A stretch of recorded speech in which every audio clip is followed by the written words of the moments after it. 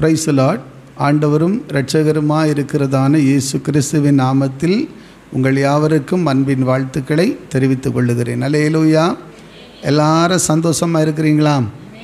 ஹல்லேலூயா. ஜூலை மாதத்தில் ஆண்டவர் கொடுத்த இந்த வார்த்தையை நான் இது வார்த்தையை நான் எடுக்கணும்னு நினைக்கல. நான் எவ்வளோ வார்த்தைகளை புரட்டி பார்த்துக்கிட்டே இருந்தேன், ஜெபம் பண்ணிகிட்டே இருந்தேன். ஆனாலும் கர்த்தர் கடைசியில் இந்த வாக்கு தத்தத்தை தேவன் நமக்கு வார்த்தையாக வெளிப்படுத்தினார். அல்லேலூயா, அல்லேலூயா. இதுக்கு முன்னால் ஒருவேளை இது செய்தியாக கூட நான் யூடியூப்பில் கொடுத்துருக்குறேன். அதனால் நான் இதை எப்படி நான் உங்களுக்கு சொல்கிறேன்னு தெரில. ஆனாலும் கூட இது இன்றைக்கும் உங்களுக்கு இது பிரயோஜனமாக இருக்கும் அப்படின்னு நான் விசுவாசிக்கிறேன். Price the lord. அல்லேலூயா சொல்லுங்களா? அல்லேலூயா. ஆதலால் இந்த செய்தியை நீங்கள் தெய்வ பயத்தோடும் அதை கருத்தோடும் ஆண்டவர் ஜெபத்தோடு நீங்கள் கேளுங்க. அதில் விசேஷமாக கர்த்தர் சில காரியங்களை கொண்டு பேசுவார். அல்லேலூயா சொல்லுவோமா? ஆண்டவர் உங்களை ஆசீர்வதிப்பார். இன்றைக்கும் தேவ பிள்ளைகளே, ஏசாயா தீர்க்கதரிசியின் புத்தகத்தை நாம் எடுத்துக்கொண்டு அதில் 8வது வசனத்தை சீக்கிரமாக வாசிக்க கேட்போம். 8வது வசனம். அவர் மரணத்தை ஜெயமாய் விழுங்குவார், கர்த்தராகிய தேவன் எல்லா முகங்களிலும் இருந்து கண்ணீரை துடைத்து தமது ஜனத்தின் நிந்தையை பூமியில் இராதபடிக்கு முற்றிலும் நீக்கிவிடுவார். இதை கர்த்தரே சொன்னார் என்று வேதம் சொல்லுகிறது. அல்லேலூயா, அல்லேலூயா. சந்தோஷமாக இருக்கிறீங்களா? நல்ல சந்தோஷமாக இருக்கிறவங்க எல்லாம் நல்ல கையை உயர்த்தி ஒரு அல்லேலூயா சொல்லுவோம்மா? அல்லேலூயா. ஒருத்தர் கை கொடுத்து கேளுங்களா? மகிழ்ச்சியாக இருக்கிறீங்களா? Price the Lord. மகிழ்ச்சியாக இருப்பதான் உங்களுக்கு பலன். ஆமென். அதனால் தேவனுடைய பிள்ளைகளே, ஐயோ திட்டாரேன்னு சொல்லி வருத்தப்படாதுங்க. அதெல்லாம் உங்களுக்கு ஆசீர்வாதமாக இருக்க போகிறது. ஹல்லேலூயா. இன்றைக்கு கர்த்தருடைய பிள்ளைகளே, நம்ம வசனத்தை வாசிக்கிறோம். வேதம் சொல்லுகிறது பாருங்கள், அவர் மரணத்தை ஜெயமாக விழுங்குவார். ஆமென். நம்முடைய தேவன், முதலாவது நம்முடைய தேவன் யார் என்பதை நீங்கள் புரிந்து கொள்ள வேண்டும். அவர் மரணத்தை ஜெயித்த தேவன். கரங்களை நல்லா தட்டி ஸ்தோத்திரம் பண்ணுவோம். இந்த காலை வேளையில் ஒருத்தர் கை கொடுத்து சொல்லுங்க, அவர் மரணத்தை ஜெயித்தவர். ஆமென். ஹல்லேலூயா. சாவை வென்ற தேவன். ஆமென். நாம் ஆராதிக்கிற ஆண்டவர் சாதாரணமான தேவன் அல்ல. அவர் சாவையும் பேயையும் நோவையும் எல்லா சத்ருவின் வல்லமைகளையும் எல்லா மரண கிரியைகளையும் அவர் ஜெயித்தவர். அல்லேலூயா. இன்றைக்கி உலகத்தில் பாருங்கள், மரணம் எல்லாருக்கும் வரும் என்று வேதம் சொல்லு. மரணம் வர காரணம் என்ன? மரணம் இல்லாத ஒரு வாழ்க்கையை தான் தேவன் ஃபஸ்ட்டு அனுமதித்திருந்தார். ஆதாம் ஏவாள் முதல் கொண்டு மரிக்கணும்னு ஆண்டுடைய சித்தமே கிடையாது இல்லையா? அல்லேலூயா. அவங்க என்னைக்கும் அவங்க தேவனை போல வாழணும், சந்தோஷமாக இருக்கணும், அந்த தோட்டத்தில் ஆண்டவரோடு பேச வேண்டும், அவரோடு டைம் அவங்க செலவு பண்ணணும்னு சொல்லி தான் ஆண்டவர் அவங்கள உருவாக்கி அவங்க எப்பொழுதுமே தேவனை தரிசித்து கொண்டே ஆராதித்து கொண்டே இருக்க ஆண்டவர் அவர்களுக்கு அனுக்கிரகம் பண்ணினார். அல்லேலூயா. ஆனால் எப்பொழுது பாவத்துக்கு இடம் கொடுத்தார்களோ, எப்பொழுது பிசாசுக்கு இடம் கொடுத்தார்களோ, அப்பொழுதே மரணம் வந்துவிட்டது. கரங்களை நல்லா தட்டி ஸ்தோத்திரம் பண்ணுவோம். ஆதியாகமத்தின் புத்தகம் 2வது அதிகாரம் அதில் 16-17 வசனத்தை நீங்கள் வாசித்து பாருங்கள். ஆதியாகமத்தின் புத்தகத்தில் சீக்கிரமாக தேவனாகிய கர்த்தர் மனுஷனை நோக்கி நீ தோட்டத்தில் உள்ள சகல விருட்சத்தின் கனியையும் புசிக்கவே புசிக்கலாம். பாருங்க, எல்லா வசதியும் உண்டாக்கிட்டு ஆண்டவர் சொன்ன ஒரு காரியம், நீ தோட்டத்தில் இருக்கிற எல்லா கனியை நீ புசிக்கலாம், ஆனாலும் நன்மை தீமை அறியத்தக்க, நல்ல புரிஞ்சுடுங்க, நன்மை தீமை அறியத்தக்க விருட்சத்தின் கனியை புசிக்க வேண்டாம். அதை நீ புசிக்கும் நாளில், பாத்தீங்களா, அப்ப ஆண்டவர் ஒரு கட்டளை போடுகிறாரு, நீ இதை செய், இதை செய்யாத. அல்லேலூயா. நம்ம கடந்த நாட்களில் பார்த்தோம், நம்ம நீடித்த வாழ்க்கை வாழணும்னா நம்ம எப்படி இருக்கணும்? துன்மார்க்கருடைய வருஷம் குறுகி போகும் இல்லையா? பாவிகள் 100 ஆண்டு வாழ்ந்தாலும் 1000 ஆண்டு வாழ்ந்தாலும் அது பிரயோஜனம் இல்லை. ஒரு சில ஆண்டுகள் வாழ்ந்து கூட பெரிய சாதனை படைத்த பரிசுத்தவான்கள் இருக்கிறாங்க. கைகளை தட்டி கர்த்தரை ஸ்தோத்திரம் பண்ணுவோம். இயேசு கிறிஸ்து 3.5 ஆண்டு ஊழியம்தான். அந்த 3.5 ஆண்டு ஊழியத்தில் பெரிய எழுப்புதல் உண்டாயிற்று. கையை தட்டி கர்த்தரை ஸ்தோத்திரம் பண்ணுவோம். அதனால் 1000 வருஷம் 50 வருஷம் 100 வருஷம் அப்படி இல்லை. தேவ ஜனமே, எத்தனை நாட்கள் நம்ம வாழ்கிறோமோ அத்தனை நாட்களும் கர்த்தருக்கு இன்பமாய் மாற வேண்டும், கர்த்தருக்கு சாட்சி உள்ள வாழ்க்கையாக இருக்க வேண்டும். இதுதான் முக்கியம். அல்லேலூயா. ஆனால் தேவனுடைய திட்டம் என்னன்னா, அவங்க மரணம் இல்லாத ஒரு வாழ்க்கை வாழ வேண்டும். Price the Lord. தேவனோடு என்னைக்கு சந்தோஷமாக இருக்க வேண்டும். அவங்க மரித்து போகக்கூடாது, தேவனோடு உறவாடி கொண்டிருக்க வேண்டும். இதுதான் தேவ சித்தம். ஆனால் அதை சத்துரு என்ன செய்கிறான் பாருங்க. நீங்கள் சாப்பிட்டா, பழத்தை சாப்பிட்டா என்ன செய்ய மாட்டீங்க, சாவதில்லை என்று சொன்னான். அல்லேலூயா. ஆனால் அவங்க பாவம் செய்த போதோ அவர்களுக்கு மரணம் நேர்ந்ததாக வேதம் சொல்லுகிறது. அதுதான் வேதத்திலே வாசிக்கிறோம். எசேக்கியேல் 18வது அதிகாரம் 20வது வசனம் சொல்லுகிறது, பாவம் செய்கிற ஆத்துமா சாகும் என்று வேதம் சொல்லுகிறது. அல்லேலூயா. எப்போ ஆதாம் ஏவாள் பாவத்துக்கு பிசாசுக்கு இடம் கொடுத்தாங்களோ, தேவனுடைய வார்த்தையை விட இன்னைக்கு ஒரு மனுஷன் சொல்கிறதோ இல்லைன்னா சாத்தானுடைய கிரியைகளுக்கோ நம்ம இடம் கொடுப்போம்னா அதனால நம்முடைய வாழ்க்கை அழிவுக்குள்ளே செல்லும். அல்லேலூயா சொல்லுவோமா? ஆனால் கர்த்தரை நீங்கள் கனம் பண்ணும்போது, கர்த்தருடைய வார்த்தையை நீங்கள் கனம் பண்ணும்போது அது உங்களுக்கு ஜீவனாய் மாறிவிடும். ஆமென். வசனம் சொல்லுகிறது பாருங்கள். அந்த வசனத்தை நீங்கள் வாசித்து பாருங்கள். எசேக்கியேல் 18:20 வாசிக்கலாமா? பாவம் செய்கிற ஆத்மாவே சாகும். பாவம் செய்கிற ஆத்மாவே சாகும். அப்போ பாவம் அவங்க செஞ்சதுனால அவங்க ஆத்மா செத்து போயிட்டு சரீரம் உயிரோடு இருக்கலாம். அல்லேலே சொல்லுங்களாம். நிறைய பேருடைய சரீரம் பார்த்தா நல்லா தான் இருக்குது, உயிரோடு தான் இருக்குது. ஆனால் பாவம் செய்கிற அந்த ஆத்மா செத்து கிடக்கிறது. ஏதோ ஒரு மரணம் உங்களுக்கு நேர்ந்திருக்கிறது. இன்றைக்கு ஆண்டவர் சொல்லுகிறார், அந்த மரணத்தின் கிரியைகளை அழித்து உங்களுக்கு ஒரு மறுவாழ்வை கொடுக்க இயேசு விரும்புகிறார். கரங்களை நல்லா தட்டி ஸ்தோத்திரம் பண்ணுவோம்.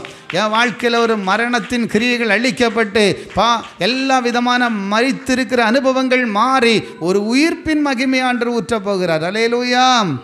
அதுதான் பாருங்க, பாவம் செய்கிற ஆத்துமா சாகும். அப்படி தான் ஆதி பெற்றோர் பாவம் செய்தாங்க. அந்த பாவம் தொடர்ந்து பிடித்ததாக வேதம் சொல்லுகிறது. அல்லேலூயா. பாவம் என்ன செஞ்சுச்சா? தொடர்ந்து பிடித்தது. ஆதாம் ஏவாள் மூலமாக சந்ததிகள் சந்ததிகள் சந்தானங்கள் இப்படி தலைமுறைகளை தாண்டி பாவம் பிடித்தது. ஆனால் அந்த பாவத்துக்கு ஒரு முடிவு கட்டணும்னு தான் இயேசு உலகத்தில் அவதரித்தார். கரங்களை நல்லா தட்டி ஸ்தோத்திரம் பண்ணுவோம். அல்லேலூயா. அல்லேலூயா. வேதத்தில் பார்க்குற அருமையான தேவ பிள்ளைகளே, அவர் மரணத்தை ஜெயமாய் விளங்குவார். ஆமென். சாத்தா மரணத்தை கொண்டு வந்தது உண்மைதான். மரணத்தினை அதான் அந்த என்னென்ன வேதம் சொல்லு, மனுஷனுக்கு செம்மையாய் தோன்றுகிற வழிகள் உண்டு, ஆனால் அதன் முடிவு எப்படிப்பட்டது? இப்போ நிறைய பேர் என்ன சொன்னாலும் கேட்பேன், நான் போகிறதான் போவேன், நான் இப்படி தான் வாழ்வேன், நான் இப்படி தான் நடப்பேன். ஆனால் முடிவோ மரண வழிகளில் கொண்டு விட்டுரும். அதனால தான் தேவ பிள்ளைகள் கத்திய வழியில் நீங்கள் நடையுங்க, பரிசுத்த வழியில் நடங்க. இயேசுவே வழி என்று நீங்கள் விசுவாசித்து அவர் வழியில் நடக்கும்போது அது உங்களுக்கு பெரிய ஆசீர்வாதமாக மாறிவிடும். அல்லேலூயா.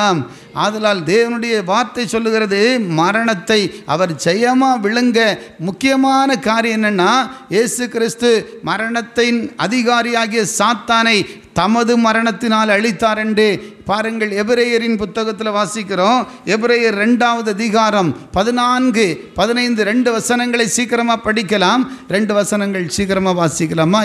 ஆதலால் பிள்ளைகள் மாம்சத்தையும் இரத்தத்தையும் உடையவர்களாய் இருக்க, பாருங்க, பிள்ளைகள் மாம்சத்தையும் இரத்தத்தையும் உடையவர்களாய் இருக்க, அவரும் அவர்களைப் போல மாம்சத்தையும் இரத்தத்தையும் உடையவரானார். அவரும் அவர்களைப் போல மாம்சம் இரத்தம் உடையவரானாரா? சொல்லுமா? நல்லா கவனிச்சிங்களா? பிள்ளைகள் மாம்சமும் இரத்தமும் உடையவர்களாக இருக்கிறாங்க. அவருடைய படைப்பு. அல்லேலூயா. அவர் சாயல். அல்லேலூயா. ஆனால் இயேசுவும் அதை போல் அந்த உலகத்தில் வரணுன்னு தான் அவர் மனித அவதாரம் எடுத்தார். எல்லாரும் நல்ல கையை தட்டி கர்த்தரை ஸ்தோத்திரம் பண்ணுவோம். வேதம் எவ்வளோ தெளிவாக சொல்லுகிறது பாருங்க. வாசிக்கலாம். ஆதலால் ஆதலால் பிள்ளைகள் மாம்சத்தையும் இரத்தத்தையும் உடையவர்களாய் இருக்க அவரும் அவர்களைப் போல மாம்சத்தையும் இரத்தத்தையும் உடையவரானார். அவரும் அவர்களைப் போல மாம்சத்தையும் இரத்தத்தையும் உடையவர்களா ஆனாரு. மரணத்துக்கு அதிகாரியாகிய பிசாசானவனை என்ன சொல்லப்பட்டிருக்கு பாருங்க, மரணத்துக்கு அதிகாரி. அல்லேலூயா சொல்லுவோமா? ஏன் இந்த மரணம் எங்கிருந்து வந்தது? ஃபஸ்ட்டு சாத்தான் தான் மரணத்தை கொண்டு வந்தான் இல்லையா? ஆத்தும படுகொலையை செய்து விட்டான். ஆதாம் ஏவாளை வஞ்சித்ததுனால மரணம் அந்த ஏதேனுக்குள்ளே வந்தது. அந்த மரணம் ஆத்மாவில் நேர்ந்தது மட்டுமல்ல, சரீரத்திலேயும் நேர்ந்தது. ஹல்லேலூயா! அது நாட்கள் கடந்து போக போக 969 ஆண்டு வாழ்ந்த மனிதர்கள் ஒரு 120 வருஷம் மாத்திரம்தான் என்று கர்த்தர் அவர்களோடு கூட சொன்னார். ஹல்லேலூயா! ஆதியாகமம் 6வது அதிகாரத்தில் அடுத்தபடியாக வரும்பொழுது சங்கீதம் 90 வரும்பொழுது ஒரு மனுஷனுடைய ஆயுசு நாட்கள் 70 ஆண்டு, பலத்தின் மிகுதியினால 80 ஆண்டு. ஹல்லேலூயா! பார்த்தீங்களா, மரணம் இன்னைக்கு எத்தனை ஜனத்தை மேய்ந்து கொண்டிருக்கிறது, எத்தனை ஜனத்தை அழித்து கொண்டிருக்கிறது, எத்தனை பேருடைய ஆத்துமா மரித்திருக்கிறது. தேவப்பிள்ளை, ஒருவேளை சரீரம் நல்லா தான் இருக்கும், நான் ஜீவனோடு தான் இருக்கிறேன், நான் நல்லா தான் வாழ்கிறேன்னு நீங்கள் நினைப்பீங்க. எத்தனை ஆத்துமா ஏசு இல்லாமல் அழிந்து கொண்டிருக்கிறது. நல்ல கரங்களை தட்டி சோத்திரம் பண்ணுங்கள். எத்தனை ஆத்துமா இன்றைக்கு தேவனை விட்டு தூரம் கிடக்கிறது. ஏதோ ஒரு விதத்தில் அவங்க மரித்திருக்கிறார்கள். அல்லேலூயா! பாவம் செய்கிற ஆத்துமா சாகும், பாவத்தின் தண்டனை மரணம். இதுதான் வேதம் சொல்லுகிறது. ஹல்லேலூயா! ஆதலால் இயேசு எதற்கு உலகத்தில் வந்தார்? தமது மரணத்தினால் இந்த சத்துருவை நான் அழிக்க வேண்டும். எப்படியாவது, ஏன்னா பிசாசின் கிரியைகளை அழிக்கிறது தான் ஆண்டுடைய சித்தம் என்று வேதம் சொல்லுகிறது. பிசாசின் கிரியைகளை அழிக்கவே மனுஷகுமாரன் இந்த உலகத்தில் வெளிப்பட்டார் என்று வேதம் சொல்லுகிறது. ஏன்னா திருடன் திருடவும் கொல்லவும் அழிக்கவுமே அன்றி வேற ஒன்றுக்குமே வரமாட்டானா? அல்லையிலே சொல்லுங்களாம்.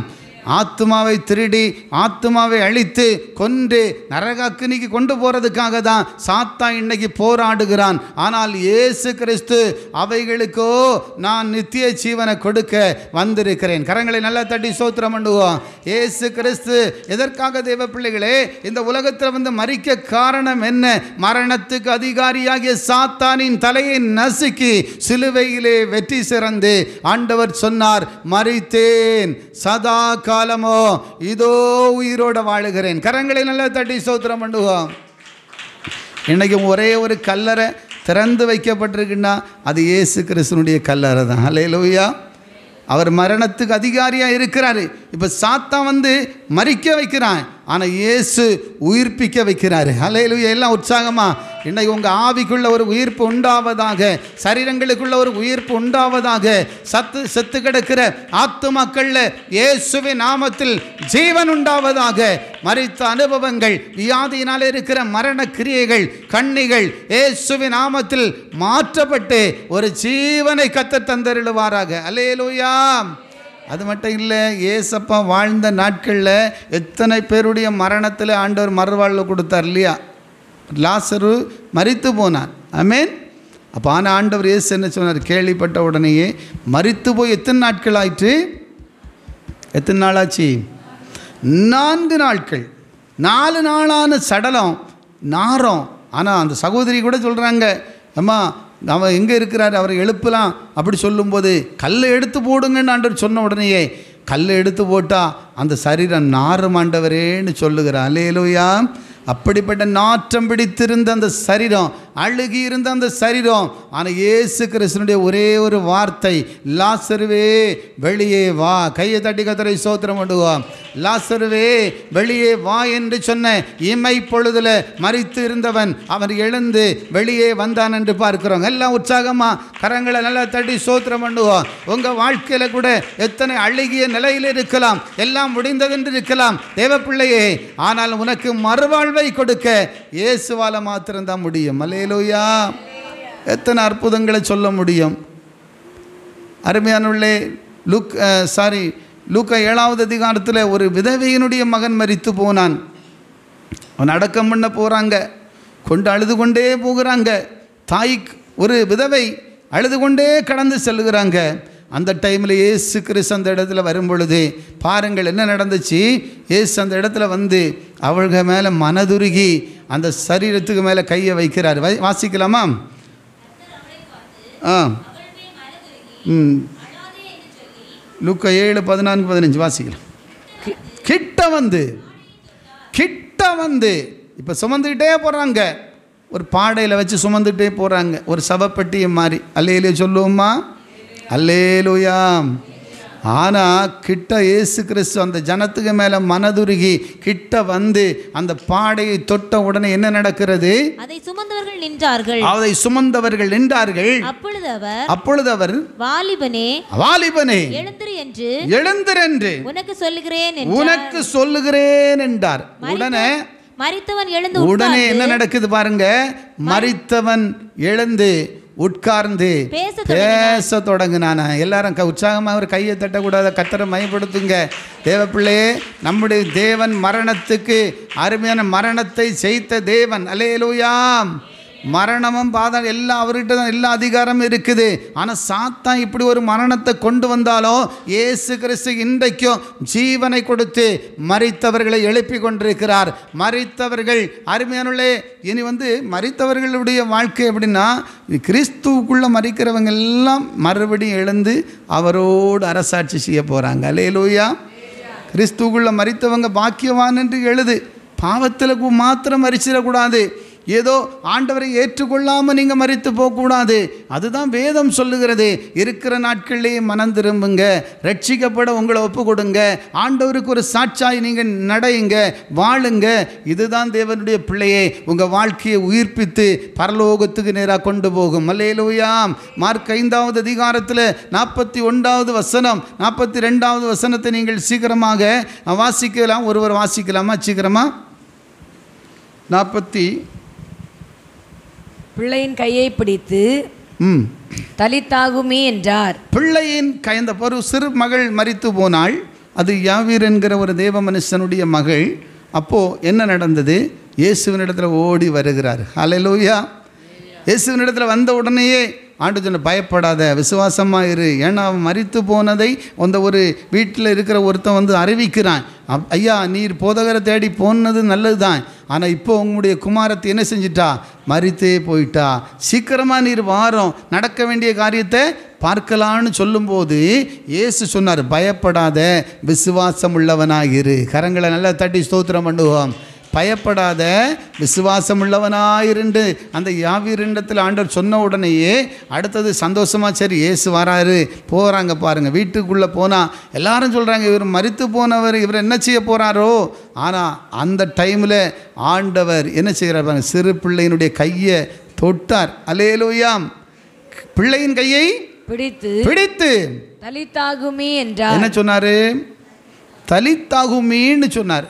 தலித்தாகுமின்னா என்ன அர்த்தம்? சிறுபெண்ணே எழுந்திரு என்று உனக்கு சொல்லுகிறேன் என்று சொன்னார். பாருங்க, உடனே இமைப்பொழுதுல அந்த பிள்ளை உட்கார்ந்து ஆண்டவரை மகிமைப்படுத்தினதா பார்க்கிறோம். கரங்களை நல்லா தட்டி ஸ்தோத்திரம் பண்ணுவோம். அப்போ மரித்தவர்களுடைய வாழ்க்கையை இன்றைக்கு இயேசு உயிர்ப்பிக்கிறார். கரங்களை நல்லா தட்டி ஸ்தோத்திரம் பண்ணுவோம். மரணம் ஜெயமாய் விழுங்கப்படுவதாக வேதம் சொல்லுகிறது. அல்லேலூயா. கொரிந்தியரில் வாசிக்கிற, மரணம் ஜெயமாய் விழுங்கப்படும். மரணத்தை சாத்தான் உங்களை மறித்து அவன் கண்ட்ரோல்ல கொண்டு போகலான்னு பார்க்குறான்.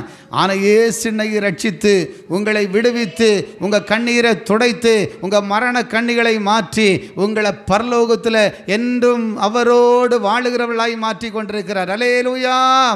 ஆதலால் தான் தேவனுடைய ஜனமே மரணத்தை ஜெயமாய் விளங்கும் தேவன். ஆமென். ஏன்னா அவர் ஒருவருக்கு தான் அதிகாரம் உண்டு மரணத்துக்கு. ஏன்னா தமது மரணத்தினால மரணத்தின் அதிகாரியாகிய சாத்தானின் கிரியைகளை அவர் அழித்து மரணத்தை வென்று உயிரோடு அவர் எழும்பினார். கரங்களை நல்லா தட்டி ஸ்தோத்திரம் பண்ணுவோம். அவர் உயிரோடு எழும்புகிற தேவன். அவர் மரித்தாலும் சதா காலங்களிலும் உயிரோடு இருக்கிறேன் என்று சொன்னவர். அல்லேலூயா. இன்னைக்கும் அக்கிரமங்கள்லையும் பாவங்கள்லையும் எங்கெல்லாம் நம்ம மரித்து கிடக்கிறோமோ அங்கிருந்து உங்களை இயேசு எழுப்பி மறுவாழ்வை கொடுத்து உங்களை ரட்சிக்க வல்லவர். கரங்களை நல்லா தட்டி சோத்தறீங்க எல்லாரும் உற்சாகமாக. இரண்டாவது வேதம் சொல்லுகிறது, முதல்ல மரணத்தை ஜெயமாக விளங்குகிறது மாத்திரமல்ல, இரண்டாவது கர்த்தருடைய வேதத்தில் வாசிக்கிறோம். அடுத்ததா பகுதியை நீங்கள் வாசிங்க. தேவன் பாருங்கள், மரணத்தை ஜெயமா விளங்குவார். அப்புறமா என்ன சொல்லப்பட்டிருக்கு? கர்த்தராகிய தேவன் எல்லா முகங்களிலும் இருந்து கண்ணீரை துடைத்து. இரண்டாவது என்ன சொல்லப்பட்டிருக்குன்னா, எல்லா முகங்கள்ல இருக்கிற கண்ணீரையும் கர்த்தர் துடைப்பாரா. நல்லா உற்சாகமா கண்ணீரெல்லாம் துடைக்கப்பட உற்சாகமா கரங்களை நல்லா தட்டி ஸ்தோத்திரம் பண்ணுங்க. இன்றைக்கு தேவனுடைய சமூகத்தில் கடந்து வந்திருக்கிற உங்கள் கண்ணீரை கர்த்தர் துடைக்கிறார். தேவ ஜனமே, அன்றைக்கு எசேக்கியா என்கிற ஒரு மனுஷன், ஒரு ராஜா பாருங்கள், வியாதி பட்டிருந்தான். மரணத்துக்கு ஏதுவான வியாதி பட்டிருந்தான் என்று வேதம் சொல்லுகிறது. அல்லேலூயா. என்ன வியாதி? மரணத்துக்கு ஏதுவான வியாதி. அவன் இனி பிழைக்கவே மாட்டான். கர்த்தரும் கூட ஊழியக்காரன் மூலம் சொன்னது உண்மை. ஆனாலும் அவன் அழுத போது, கண்ணீர் வடித்த போது அவன் சொல்லுகிற, ஆண்டவர், நான் இப்படிலாம் உமக்கு முன்னால் நான் நடந்த ஆண்டவரே, உண்மையாக இருந்த ஆண்டவரே, உத்தமமாக நான் வாழ்ந்த ஆண்டவரே, அல்லேலூயாம், பிரைஸ் தி லார்ட், அல்லேலூயாம். இப்படி ஆலயத்தில் உழைச்சேன். பார்த்தீங்களா, ஆலயத்தில் உழைக்கிறது கூட அவன் சொல்லி ஜெபிக்க ஒரு ஏதுவாக இருந்துச்சு. ஆமென், அல்லேலூயா சொல்லுங்களா. உம்முடைய ஆலயத்தின் பணிகளெல்லாம் நான் செஞ்சேன். ஆலயத்தை ரொம்ப சீர்படுத்தினது எசேக்கியாவின் ராஜாவின் நாட்களில். அப்படிலாம் அவர் சொல்லி அழும்போது, ஆண்டவரை, நான் இப்படிலாம் நான் நடந்தனே, இப்படிலாம் செஞ்சனே, எனக்கு உதவி செய்யணும்னு சொல்லி அவன் கண்ணீரோடு ஜெபித்த பொழுது, அருமையான கர்த்தருடைய பிள்ளைகளே, எசேக்கியாவின் ஏசாயா தீர்க்க தரிசன புத்தகத்தில் வாசிக்கிறோம். 38வது அதிகாரம், அதில் 1 to 5 வசனங்கள் வரையிலையும் நீங்கள் வீடுகளில் வாசிங்க. அந்த 4வது 5வது வசனத்தை வாசிக்கலாமா? அப்பொழுது ஏசாயாவுக்கு உண்டான கர்த்தருடைய வார்த்தை, நீ போய் எசேக்கியாவை நோக்கி, உன் தகப்பனாகிய தாவீதின் தேவனாயிருக்கிற கர்த்தர் சொல்லுகிறது என்னவென்றால். ஏசாயா 38 அதில் 1வது வசனத்திலிருந்து 5 வசனம் வரலையா? அந்நாட்கள் எசேக்கியா வியாதிப்பட்டு மரணத்துக்கு ஏதுவாய் இருந்தான். அப்பொழுது ஆமோத்சின் குமாரனாகிய ஏசாயா என்னும் தீர்க்கதரிசி அவனிடத்தில் வந்து அவனை நோக்கி, நீர் உமது வீட்டு காரியத்தை ஒழுங்குபடுத்தும், நீர் பிழைக்க மாட்டீர், மரித்து போவீர் என்று கர்த்தர் சொல்லுகிறார் என்றான். அப்பொழுது எசேக்கியா தன் முகத்தை சுவர்புறமாக திருப்பிக் கொண்டு கர்த்தரை நோக்கி, ஆ கர்த்தாவே, நான் உமக்கு முன்பாக உண்மையும் மன உத்தவமாய் நடந்து உமது பார்வைக்கு நலமானதை செய்தேன் என்பதை நினைத்தருளும் என்று விண்ணப்பம் பண்ணி எசேக்கியா மிகவும் அழுதான். அப்பொழுது ஆண்டவர் என்ன சொல்றாரு பாருங்க, அடுத்த வசனம். அப்பொழுது ஏசாயாவுக்கு உண்டான கர்த்தருடைய வார்த்தையாவது, நீ போய் எசேக்கியாவை நோக்கி உன் தகப்பனாகிய தாவீதின் தேவனாயிருக்கிற கர்த்தர் சொல்லுகிறது என்னவென்றால், கர்த்தர் சொல்லுகிறது என்னவென்றால், உன் விண்ணப்பத்தை கேட்டேன், உன் கண்ணீரை கண்டேன், இதோ உன் நாட்களோட 15 வருஷம் கூட்டுவேன். அல்லேலூயா. விண்ணப்பத்தை கேட்டேன், கண்ணீரை கண்டேன், உன் நாட்களோடு அதிகமான ஆண்டுகளை நான் கூட்டுவேன். 15 ஆண்டுகள். நல்ல கரங்களை நல்லா தட்டி ஸ்தோத்திரம் பண்ணுங்க. அன்பார்ந்த தேவ ஜனமே, கர்த்தருடைய வார்த்தை இன்றைக்கு உங்களை உயிர்ப்பிக்க வல்லமை உள்ளது. அல்லேலூயா.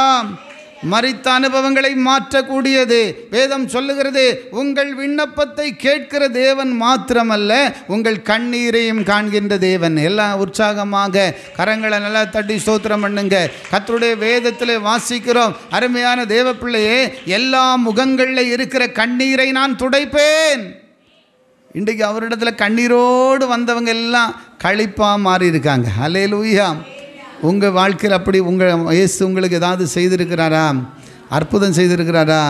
என் வாழ்க்கை ஆண்டவர் புலம்பல்ல இருந்த எங்களை இன்றைக்கி ஆனந்த கழிப்பாக மாற்றியிருக்காருன்னு எத்தனை பேர் சொல்ல முடியும்? எத்தனை பேர் விசுவாசிக்கிறீங்க? உங்கள் கண்ணீர்களை தேவன் துடைக்கிற ஆண்டவர். இன்றைக்கு நீங்கள் அழுகிற அழுகை, ஆனால் நீங்கள் ஒரே முடிவாக இருக்கணும். அல்லேலூயா. உங்கள் பிரச்சனை மாறணுமா? அவரை விட்டு மாத்திரம் விலகி போகாதுங்க. சத்தியத்தை விட்டு மாத்திரம் ஒரு நாளை நீங்கள் ஏசப்பா விட்டு எங்கே போய் நம்ம கண்ணீர் துடைக்கப்படனா ஒரு நாளை நீங்கள் கண்ணீர் துடைக்கப்பட மாட்டாது. ஆனால் வேதம் சொல்லுகிறது, இந்த எசேக்கியா உறுதியாக இருந்தான். அல்லேலூயா.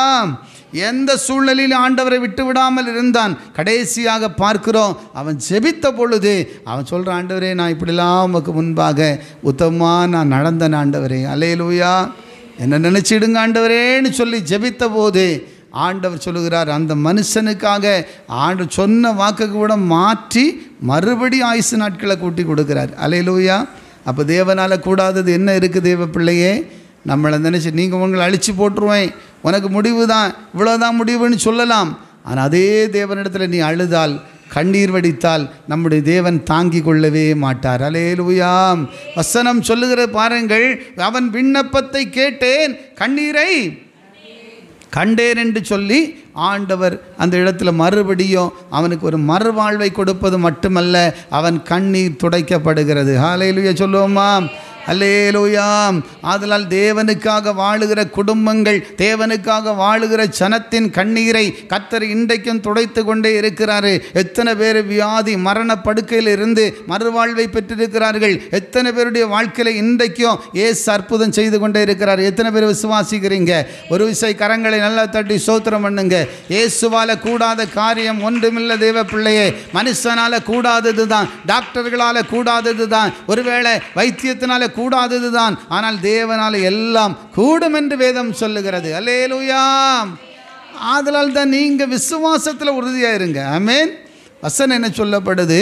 அன்பு தேவ ஜனமே பாருங்க, எசேக்கியா கண்ணீரோடு அழுத உடனேயே ஆண்டவர் இறங்கி அந்த கண்ணீரையும் துடைத்து அவன் வாழ்க்கையும் மாற்றி ஒரு பெரிய மறுவாழ்வு. அல்லேலூயா. அதேபோல் இன்னைக்கும் நம்ம எதற்காக அழுது கொண்டிருக்கிறோம்? Price the Lord. வேதம் சொல்லுகிறது, நீ இனி அழுது கொண்டு இராய் என்று கர்த்தர் வாக்குத்தத்தம் பண்ணினார். கைகளை தட்டி ஸ்தோத்திரம் பண்ணுவோம். இனி நீ அழுது கொண்டு இராய், உன் துக்க நாட்கள் முடியும். கையை தட்டி கர்த்தரை ஸ்தோத்திரம் பண்ணுவோம். ஆதலால் தேவனுடைய ஜனமே, நீ என்னைக்கும் அழுது கொண்டிருக்க வேண்டும், என்னைக்கு நீ கண்ணீர் வடித்து கொண்டு தான் இருக்கணும்னு சொல்லியது தேவ சித்தம் அல்ல. அல்லேலூயா. வசனம் சொல்லுங்க, கண்ணீரோடு நீ விதை விதைத்தால் நீ கம்பீரத்தோடு அறுவடை செய்ய உனக்கு ஒரு நாட்கள் உண்டு. எத்தனை பேர் விசுவாசிக்கிறீங்க? இன்னைக்கு நீ கண்ணீரின் பள்ளத்தாக்கை உருவ நடந்து நீர் ஊற்றாக்கி கொள்ளுகிற ஒரு அபிஷேகம் உன் வாழ்க்கையில ஊற்றப்பட்டு கொண்டிருக்கிறது. வசனம் சொல்லுகிறது, எசேக்கியாவின் கண்ணீரை துடைத்த ஆண்டவர் உங்கள் கண்ணீரையும் துடைக்க வல்லவராக இருக்கிறார். அல்லேலூயா. இயேசுவே, வேதம் சொல்லுகிற தேவ பிள்ளைகளே, லாசரு மரித்து போனான். அப்பொழுது எல்லாரும் பாருங்க ஆறுதல் சொல்லும்படி ஓடுனாங்க. கல்லறையின் இடத்துக்கிட்ட வந்தவுடனே எல்லாரும் கலங்கி அழுது கொண்டு நின்றார்கள். Price the Lord. அப்போ இயேசு கிறிஸ்து, வேதம் சொல்லுகிறது பாருங்கள், யோவான் 11 அதில் 35வது வசனத்தை நீங்கள் வாசித்து பாருங்க. 35வது வசனம் வாசிக்கலாம். இயேசு கண்ணீர் விட்டார். இயேசுவும் இந்த சம்பவத்தை பார்த்த உடனேயே எல்லாம் அழுறாங்க. லாசரு மரித்து போனான். இப்போ இயேசு எழுப்ப போகிறது உண்மைதான். ஆனாலும் ஆண்டவர் தம்முடைய ஜனத்திற்காக கண்ணீர் வடிக்கிறதை ஒரு நிமிடம் சிந்திச்சு பாருங்கள். இன்றைக்கி நம்ம ஒரு கண்ணீரோடு ஒரு காரியம் சொல்லிகிட்டு இருப்போம், ஒரு வலியினால் ஒரு காரியம் சொல்லிகிட்டு இருப்போம், வேதனையோடு சொல்லிகிட்டு இருப்போம். ஆனால் நம்மளை பார்த்து கிண்டல் பண்ணுவாங்க, சிலர் பின்னால் ஒன்று பேசுவாங்க, நீங்கள் போன புறம் ஒன்று சொல்லுவாங்க. அப்படி அல்ல நம்முடைய தேவன். உன் கண்ணீரை துடைக்க அவரால் முடியும். உனக்காக கண்ணீர் வடிக்கிற தேவன். கைகளை நல்லா தட்டி ஏசப்பாவை மகிமைப்படுத்துவோம். இந்த காலை வேளையில் தேவ ஜனமே, லாசருவினுடைய குடும்பத்தில் நடந்த அந்த இழப்பு, மரியாள் மார்த்தாள் அழுது கொண்டிருக்கிறாங்க, ஜனங்க அழுது கொண்டிருக்கிறாங்க.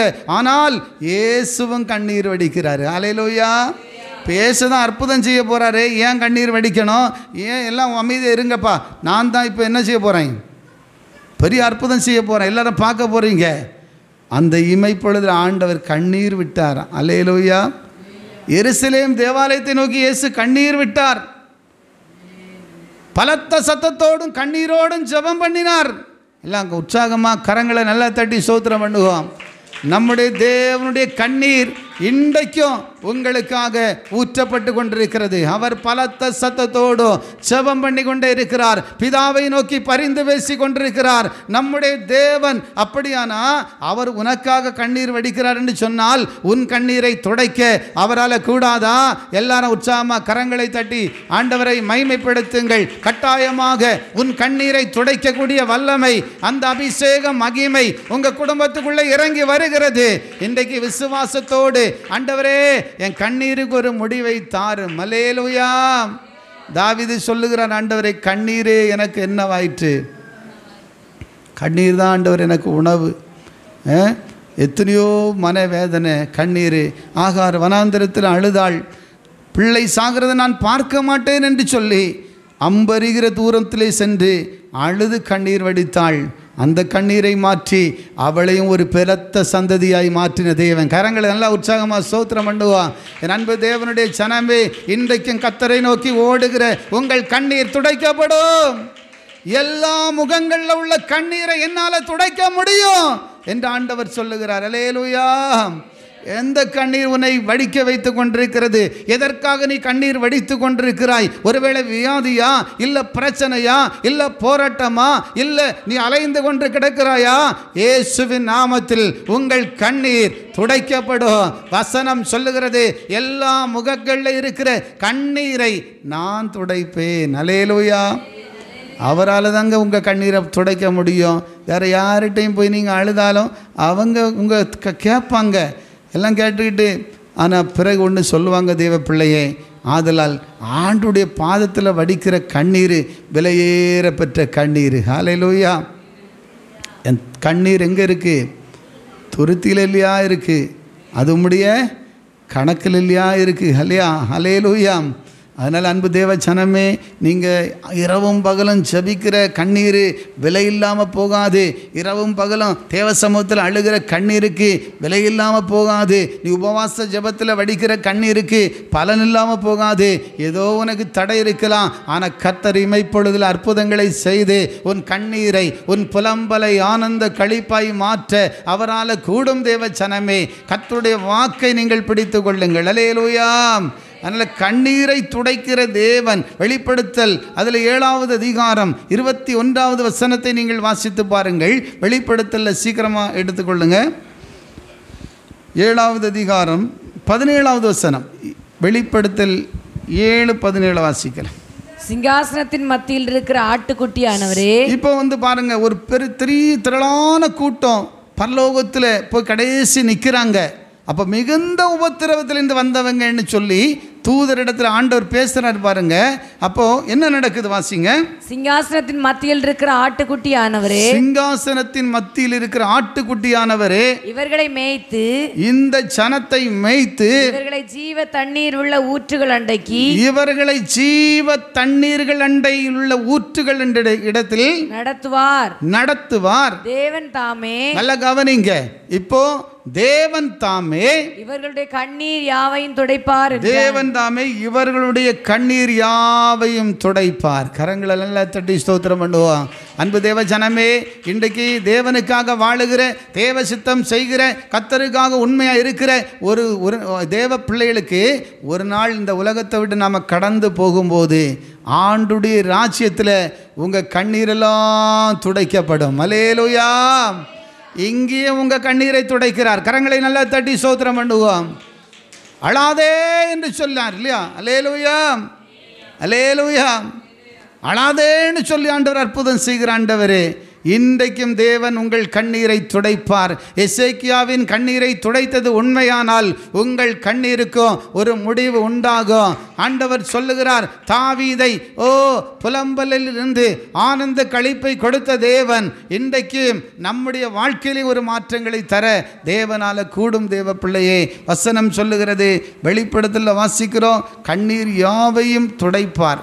கடைசியிலே ஆண்டவருக்காக வாழ்ந்து தேவ சித்தம் செய்து உண்மையாக இருக்கிற தேவ பிள்ளைகளுடைய வாழ்க்கையில் கண்ணீர்கள் துடைக்கப்படும். அங்கே உனக்கு ஒரு ஆறுதல் உண்டாகும், ஒரு சந்தோஷம் உண்டாகும், ஒரு சமாதானத்தை நீங்கள் பெறுவீர்கள். கண்ணீர் யாவையும் கர்த்தர் துடைப்பார் என்று வேதம் சொல்லுகிறது. வெளிப்படுத்தல் 21வது அதிகாரம் அதில் 4வது வசனத்தை சீக்கிரமாக எடுத்து வாசித்து பாருங்கள். கண்ணீர் யாவையும் தேவன் துடைப்பார். அவர்களுடைய கண்ணீர் யாவையும் தேவன் துடைப்பார். இனி மரணமும் இல்லை, இனி என்ன இல்லை. பார்த்தீங்களா? இங்கே இப்போ மரணத்தை ஜெயமா விளங்குறது இப்படி தான். அல்லேலூயா. இனி மரணம் இல்லாத ஒரு வாழ்க்கைக்கு ஆண்டவர் கொண்டு போகிறார். ஆமென். Praise the lord. ஒரு விஷயம் தான் நீங்கள் மறிப்பீங்க, ஆனால் அடுத்தது தேவனோடு என்றைக்கும் வாழுகிற பாக்கியம். உண்மையாக வாழ்கிறவங்க உத்தமமாக வாழ்கிறவங்க, பரிசுத்தமாக வாழ்கிறவங்க, ரட்சிப்பின் அனுபவம் பெற்றவர்கள், இரத்தத்தில் கழுவப்பட்டிருக்கிறவர்கள், இயேசு கிறிஸ்துவை ஆதாரமாய் கொண்டிருக்கிற உங்கள் கண்ணீர்கள் துடைக்கப்படும். கரங்களை நல்லா தட்டி ஸ்தோத்திரம் பண்ணுவோம். ஆதலால் அன்பு தேவனுடைய ஜனமே, உங்கள் கண்ணீரை துடைப்பது இங்கு மாத்திரமல்ல, பரலோகத்திலே நீங்கள் உங்கள் கண்ணீர் துடைக்கப்படும். அல்லேலூயா.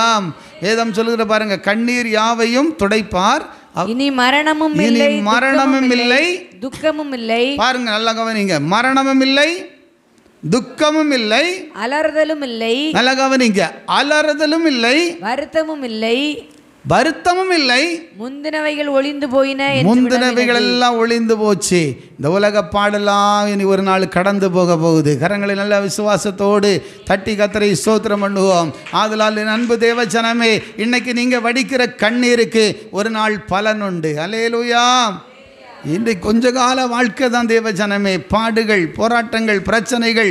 ஆனாலும் கூட இந்த கண்ணீருக்கு ஒரு முடிவை கர்த்தர் வைத்திருக்கிறார் என்பதை நீங்களும் நான் அறிந்து கொள்ள வேண்டும். இங்கேயும் உனக்கு கண்ணீருக்கு முடிவு உண்டு. அல்லேலூயா.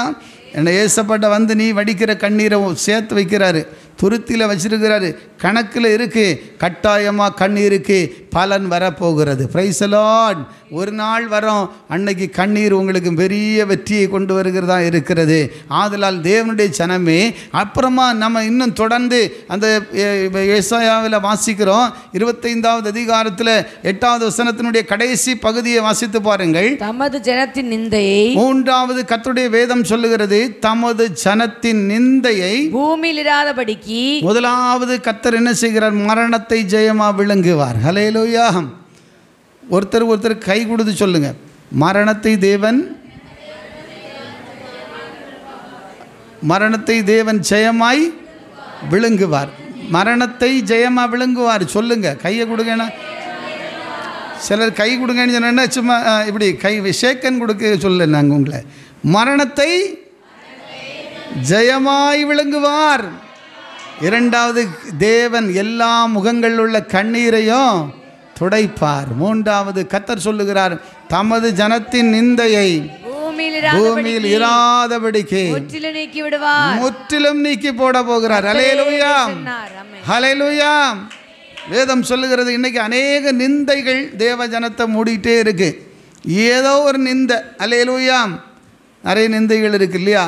மனுஷர்களால் வருகிற நிந்தை இருக்குது, சிநேகிதர்களால் வருகிற நிந்தை இருக்குது. அதான் ஒரு சுருக்கமாக நான் உங்களோடு பகிர்ந்து கொள்ளுகிறேன். தொடர்ந்து நீங்கள் வாசிக்கும்போது பாருங்கள், சங்கீதம் 123 அதில் 3-4 வசனத்தை நீங்கள் வாசித்து பாருங்கள். 3-4 வசனம். எங்களுக்கு இறங்கும் கர்த்தாவே, எங்களுக்கு இறங்கும் கர்த்தாவே, எங்களுக்கு இறங்கும், எங்களுக்கு இறங்கும். நிந்தனையினால் மிகவும் நிறைந்திருக்கிறோம். நல்ல கவனிங்க, நிந்தனையினால் மிகவும் நிறைந்திருக்கிறோம். சுகஜீவிகளுடைய நிந்தனையினாலும். இது என்ன நிந்தை? நல்ல கவனிங்க, என்ன நிந்தை? சுகஜீவிகள் இன்னைக்கு சுகமாக வாழ்கிறாங்க பாருங்கள். ஜபத்துக்கும் வராமல், ஆண்டவரையும் தேடாமல், சினிமாயும், இன்னைக்கு ஒரே குடியும், அருமையான சிலருக்கெல்லாம் இதுதான் ஒரே கொண்டாட்டம். இவர்களை யார்? சுகஜீவிகள். அல்ல ஒரே கொண்டாடி சந்தோஷப்பட்டுட்டு ஆண்டவரையும் தேடாண்டான், ஜபத்துக்கும் போனான், கர்த்தரையும் தேடாண்டான், நல்லபடியாக நடக்காண்டான், ஒரு பரிசுத்த வாழ்க்கையும் வாழாண்டான், மனம் போல போக்கில் வாழலாம். ஆனால் இவங்க யாரை நிந்திக்கிறாங்க? தேவ ஜனத்தை நிந்திக்கிறாங்க. ஹல்லேலூயா. ஆண்டவரை தேடுறவங்களை பார்த்தா கிண்டல் கேலி. தேவ பிள்ளையே, வசனம் சொல்லுகிறது, இது என்ன நிந்த? சுகஜீவிகளினுடைய நிந்த. உனக்கு குடும்பத்துக்கு விரோதமாக, உங்கள் வீட்டுக்கு விரோதமாக, நீ என்ன ஆண்டவர் பிள்ளையா, அவன் வேறு விதமாக உங்களுக்கு விரோதமாக பேசுகிற அநேக மக்கள் நிந்திக்கிற கூட்டம் இருக்குது. இவர்கள் சுகஜீவிகள். அவங்களுக்கு என்னென்னா நல்லா சாப்பிட்ணும், நல்லா ஆடம்பரமாக வாழணும், மனம் போன போக்கில் நடக்கணும், இஷ்டம் போல் பாவம் செய்யணும். யார் எப்படி நடந்தாலும் அவங்க இன்பமாக இருக்கு. அதனால்தான் வேதம் சொல்லுகிறது, இது சுகஜீவிகள். அல்லேலூயா. இந்த சுகஜீவிகளுடைய நிந்தைகளால் அநேகர் இன்றைக்கு தாக்கப்படுகிறாங்க. Price the Lord. இல்லையா? இப்போ நல்லா இருக்கிறவங்க பாருங்கள், நீ என்ன இன்னைக்கு ஜபத்துக்கு ஓடுற, இன்னைக்கு ஒரு நாள் போட்டவன என்ன திருவிருந்தா, அது என்ன திருவிருந்து, இப்படிலாம் கிண்டல் பண்ணுவாங்க. இங்கிருந்து நீ அங்கே போகணுமா? அல்லேலூயா. இப்படிலாம் நீ ஆராதிக்கணுமா? Price the Lord. இப்படிலாம் நீ நடந்தால் தான் உனக்கு ஆசீர்வாதம் கிடைக்குமா? கர்த்தர் சொல்லுகிறார், சுகஜீவிகளினுடைய நிந்தைகள் அது அநேக தேவ பிள்ளைகளை இன்றைக்கும் வேதனைப்படுத்தி கொண்டே இருக்கிறது. ஹல்லேலூயா. சுகஜீவிகளுடைய நிந்தனையினால நாங்கள் நிறைந்திருக்கிறோம் என்று சொல்லி தேவனுடைய மனுஷன் சொல்லு. 4வது வசனத்தை வாசித்து பாருங்கள். சுகஜீவிகளுடைய நிந்தனையினாலும், சுகஜீவிகளுடைய நிந்தனையினாலும், அகங்காரிகளுடைய இகழ்ச்சியினாலும், பாருங்க, சுகஜீவிகளுடைய நிந்தனை, அகங்காரிகளுடைய இகழ்ச்சிகள், எங்கள் ஆத்துமா மிகவும் நிறைந்திருக்கிறது, எங்கள் ஆத்துமா மிகவும் பாதிக்கப்பட்டிருக்கிறது என்று சொல்லி தேவ மனுஷன் தாவீது இப்படி தேவனை நோக்கி முறையிடுகிறார். அல்லேலூயா சொல்லுங்களா.